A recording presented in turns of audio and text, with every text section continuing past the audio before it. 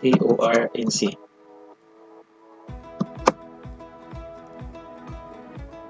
Okay, ito naman yung CO1, C01, NO, normally open. Saka naman yung NC, saka indication light. Start. Okay, ganito.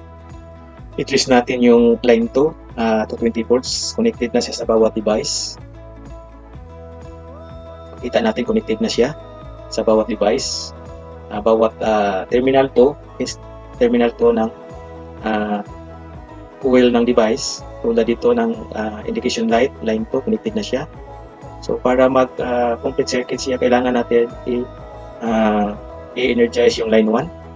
So umpisa tayo, dito tayo.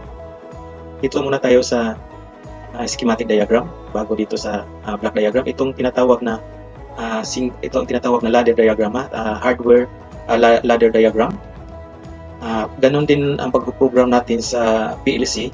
Kaya lang, yung sa PLC is soft diagram, computer gagamitin natin. Ito kasi wiring, kaya tinatawag itong hardware diagram. Kung sa PLC natin gamitin software diagram, kasi i-program lang natin to. Sa PLC ganito din gagawin natin, magagawa tayo ng function block diagram or ladder logic diagram. Pero ngayon, ang ginagawa mo natin hardware diagrams muna. Ibig sabihin, nag-install tayo ng mga electrical, nag-install tayo ng physical electrical equipment at saka nag-wiring tayo sa mga electrical equipment. So ganito, i-trace natin line 1, stop dito, close contact siya. Kaya pumunta dito sa start push button. Kapag i-press natin, mag-close siya, mag-energize yung magnetic contactor coil. Pag mag-energize siya, so yung contactor niya dito, yung main contact niya mag-close. Wala lang problema yung TOR, nag-close contact na auxiliary contact niya, automatic gumagana yung induction motor. So ganito. Tapos at the same time, kapag start continuous running yung induction motor, itong indication light, yung normally close sa coil, dahil normally close siya, nag-close siya ngayon dahil running condition na yung motor, nag-open na siya. Kung anong nangyari, indication light stop, so hindi na siya nag-stop. O ang nag-light on, yung C1 normally open, yung indication light start dahil yung magnetic contactor energized na, yung normally open niya nag-close na. So nangyari dito, yung contact na to nag-close na, kaya mayroon na siyang indication light start. At saka ito naman yung TOR, normally close siya. Kapag wala siyang problema dito sa TOR, close siya, dapat continuous yung wiring dito. At saka may indication siya na wala sorry, ito pala ay normally open. Ito pala ay normally open. Ito normally open, dapat wala sa indication light trip. Naka-off siya dahil open siya dito sa TOR, normally off. Kapag itong TOR niya, kapag mag-trip siya, mag-overload siya, so ibig sabihin yung open niya mag-close, so kaya mayroon tayo dito ng indication light trip.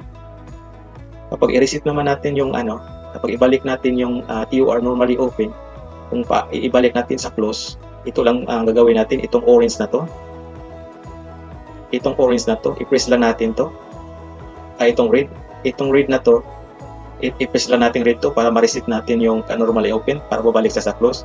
Ito namang orange na to, adjustment to para sa current ng induction motor. Halimbawa, yung induction motor is 10 ampere, so nakaset dito sa overload relay is 8 ampere lang. So simply magtitrip talaga yung overload niya, kaya dapat isit natin dito yung thermal overload relay sa tamang setup ng 10 ampere dito sa induction motor.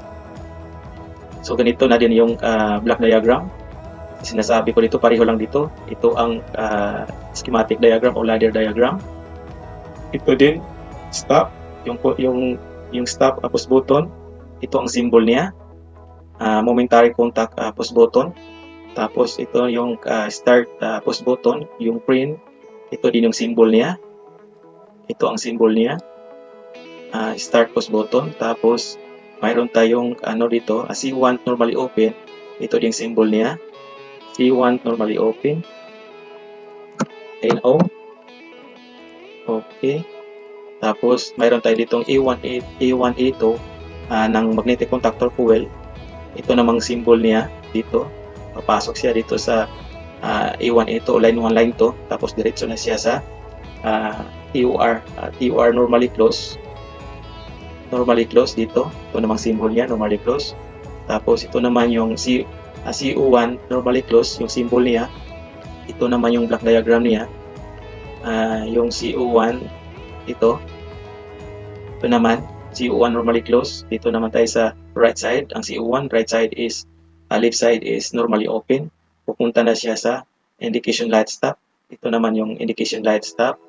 Kita natin indication light mula sa oil C01 normally close, pumunta siya sa indication light terminal 1, terminal 2, kaya nag-energize na yung terminal 1 at terminal 2, kaya nag-complete circuit siya, umiilaw siya.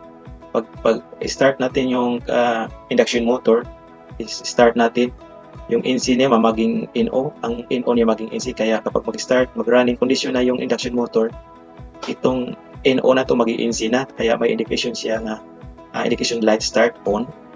At saka dito kung walang problema yung overload, normally open siya, so siya indication light off siya. So ganito lang, itong ginagawa ko ngayon, ito ang stop start o direct online motor control starter. So sa sunod ng video, mag-diagram ako at saka i-demonstrate ko kung paano ito i-connect sa PLC at saka sa DCS. Ang kulang na lang natin dito yung selector switch para maselect natin sa auto, maselect natin sa local pag start ng induction motor, at saka controlling siya sa PLC at saka sa DCS. Yun ang next video natin. Sa ngayon lang muna. Ito lang muna yung power diagram ng stop start. Sana may naintindihan kayo sa discussion ko about dito sa principle ng stop start ng induction motor. At saka may natutunan kayo dahil dito sa ngayon ginagawa mo namin initially at online lang muna dahil yung training facilities namin ay ongoing pa yung construction at saka yung processing ng accreditation sa TISDA. So dito muna tayo ngayon para ma-idea kayo kung ano ang talagang concept namin para sa aming ginagawa ng training center ng electrical at instrumentation.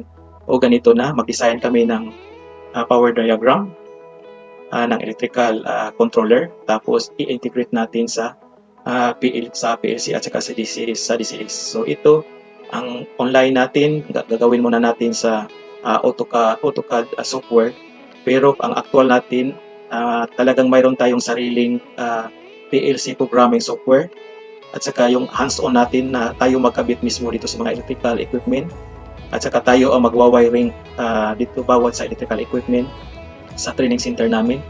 Tapos i-design natin yung logic diagram sa PLC, i-design yung function block diagram sa principle na to stop start. Stop start, mayroon tayong forward reverse, mayroon tayong Y delta motor control starter, mayroon tayong forward reverse Y delta motor control starter, at saka mayroon tayong auto transformer, at saka iba pa, marami tayong gagawin na i-design sa atong training center. At saka i-lecture natin dito through online ganito. Tapos kung sino mang interesado kukuha sa skill na to, sa training na to, pwede kayo mag-enroll kapag legal na may mag-operate yung training center namin. Pumunta kayo lang sa training center namin. Doon ninyong ma-hands-on ito physically, yung electrical equipment, at saka pag-wiring kabawat sa electrical equipment, paano i-program yung PLC logic, at saka paano natin i-integrate sa DCS na pagganahin natin yung isang induction motor na ang gagamitin natin is computer lang. Yun ang abangan ninyo kung sana mangyari yun sa training center namin, na bawat electrical controllers pagaganahin, patatakbuhin namin through computer lang. Ang gamitin natin yung stop start sa system is computer lang. Pero mayroon tayong selector, kaya kung gusto natin i-start sa local, sa selector, dito lang tayo pwede natin i-start sa hardware wires, sa hardware system. Kung gusto natin i-start sa DCS, pumunta lang tayo din sa DCS. Mayroon tayo doon na software system, kaya tayo ang gagawa dito tayo ang gagawa ng functional block diagram or ladder logic diagram. Di katulad dito tayo mag-wiring, tayo mag-i-install ng device doon sa PLC programming.